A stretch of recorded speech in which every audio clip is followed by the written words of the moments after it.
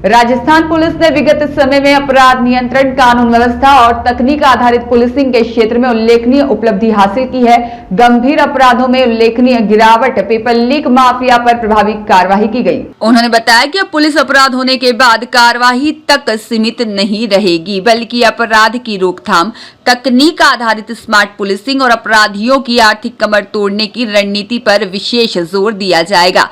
DGP ने बताया कि वर्ष 2025 की पहली छमाही के मुकाबले 2026 की समान अवधि में भारतीय न्याय संहिता के तहत दर्ज कुल अपराध 99,272 से घटकर 94,652 रह गए।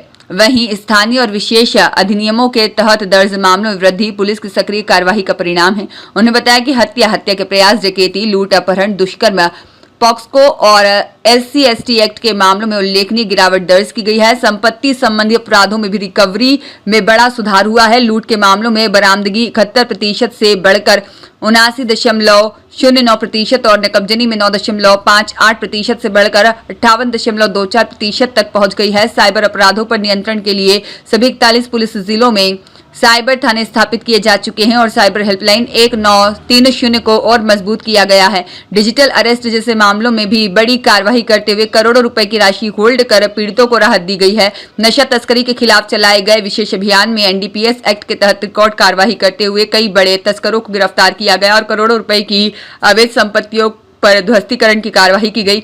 ATS ने भी आतंकवाद, अवैध हथियार, विस्फोटक और फर्जी दस्तावेज बनाने वाले गिरोह के खिलाफ प्रभावी कार्रवाई की। डीजीपी ने बताया कि मुख्यमंत्री भजनलाल शर्मा के निर्णय से पुलिस के तकनीकी संवर्ग में कैडर पुनर्गठन कर 403 पदों का पुनर्संरचना किया गया है और जिस लंबे समय से लंबित पदोन्नतियों का रास्ता खुल गया है। भविष्य की रणनीति बताते हुए श्री शर्मा ने कहा कि बड़े ड्रग माफिया और गैंगस्टर्स के अपराध से अर्जित संपत्तियों को कुर्क करने, रंगदारी करने वाले गिरोह पर कड़ी कार्रवाई करने और साइबर अपराधों पर प्रभावी अंकुश लगाने के लिए विशेष अभियान जारी रहेंगे। प्रेस कॉन्फ्रेंस में ATS और ANTF के ADG दिनेश MN सहित पुलिस मुख्यालय के वरिष्ठ अधिकारी उपस्थित रहे। अपराध की स्थिति रही है उसके बारे में आपको अवगत कराया गया और आने वाले समय में जो हमारी प्राथमिकताएं हैं उनके बारे में आपको मैं बताना चाहूँगा कि महिला सुरक्षा माननीय मुख्यमंत्री जी की एक बड़ी प्राथमिकता रही है, तो उसमें और अधिक कार्य करने की दृष्टि से हम सबसे पहले जयपुर शहर में एक सर्वेक्षण कराएंगे महिला सुरक्षा को लेके और उसके आधार पे जहाँ पे हमें और अधिक सुरक्षा व्यवस्था सुनिश्चित करनी होगी उसको हम करेंगे। साथ ही साथ इसी तरह का समान कार्रवाई अन्य बड़े शहरों से प्रारंभ करके हम हर डिस्ट्रिक्ट में अपने पुलिस अधीक्षक गणों के माध्यम से कराना चाहेंगे। ड्रग्स के अगेंस्ट जो कार्रवाई है वो माननीय केंद्रीय गृह मंत्री जी ने अभी NCOD की बैठक भी ली थी देश भर के सभी वरिष्ठ अधिकारियों के साथ और नारकोटिक्स कंट्रोल ब्यूरो के साथ, और वहाँ से भी विस्तृत दिशा निर्देश प्राप्त हुए हैं और आगामी समय में जो ड्रग का जो कारोबार है और जो नेटवर्क है उसको ध्वस्त करने के लिए राज्य और राष्ट्र स्तर पे विभिन्न प्रयास प्रारंभ किए गए हैं। राज्य में आपने देखा होगा कि हमने ANTF को सक्रिय किया है।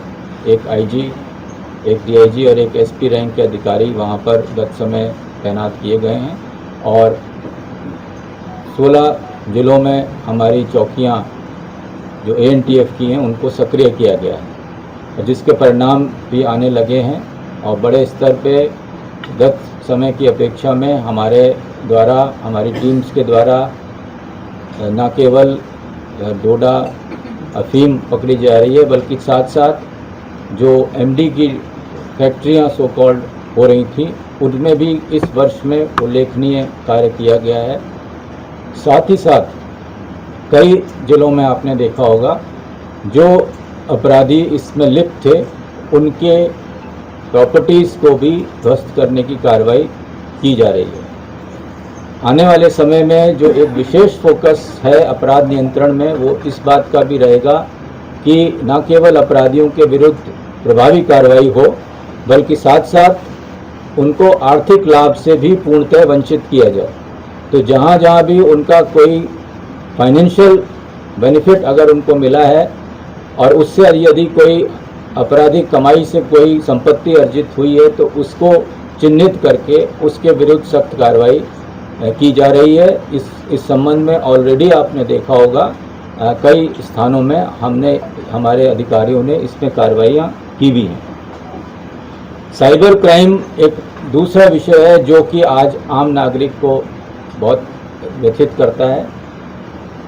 1930 जो कॉल सेंटर है जिस पे नागरिक अपनी शिकायत दर्ज कर सकते हैं, उसके लिए माननीय केंद्रीय गृह मंत्री जी और मुख्यमंत्री जी ने निर्देशित किया था कि उसकी लाइन जो है वो बढ़ाई जाए ताकि कोई भी कॉल आए तो वो समय पे अटेंड हो, क्योंकि इसमें समय बहुत महत्वपूर्ण होता है। यदि किसी व्यक्ति के साथ फाइनेंशियल फ्रॉड हो रहा है तो उसके नुकसान को रोकने के लिए त्वरित कार्रवाई अपेक्षित होती है।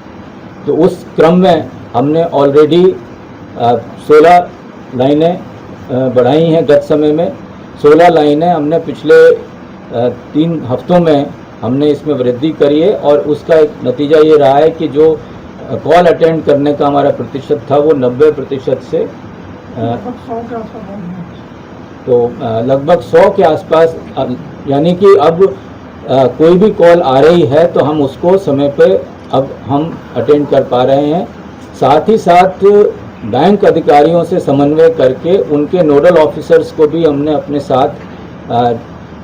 साथ अपनी टीम के साथ जोड़ा है ताकि संबंधित बैंक में भी त्वरित रूप से सूचना जा सके और जिसका भी अकाउंट में कोई ट्रांजैक्शन का मूवमेंट हो रहा था तो उसको समय रहते रुकवाया जा सके। तो 1930 को और मजबूत किया जा रहा है। माननीय मुख्यमंत्री जी ने इस वर्ष R4C की जो घोषणा की है उसको हम क्रियान्वित करने के लिए हमने कार्रवाई शुरू कर दी है। और जैसा कि आपको प्रेजेंटेशन में बताया कि पुलिस मुख्यालय में अभी हमने इसको प्रारंभ किया है, परंतु आने वाले समय में आप देखेंगे कि इसको एक पृथक बिल्डिंग में और बड़े स्तर पे इसको हम लॉन्च करेंगे। और जो भी साइबर क्राइम से जो चुनौतियां सामने आई हैं राज्य के सामने, राज्य पुलिस के सामने, उसके लिए एक विस्तृत टीम, इसके लिए एक अलग से टीम तैयार की जा रही है जो कि उसको अच्छे तरीके से उसको डील कर सके। प्रशिक्षण भी एक अन्य महत्वपूर्ण पहलू है पुलिस का, और गत समय में आई गॉट कर्मयोगी के माध्यम से बहुत सारे नए कोर्सेज उपलब्ध कराए गए हैं।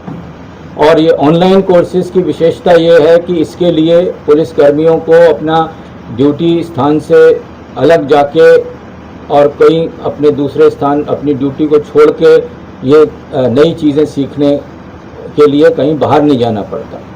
तो ये जो कोर्सेज हैं और ये जो आई गॉट कर्मयोगी प्लेटफॉर्म है उसका भी विस्तृत इस्तेमाल हमारे अधिकारी कर्मचारियों द्वारा किया जा रहा है।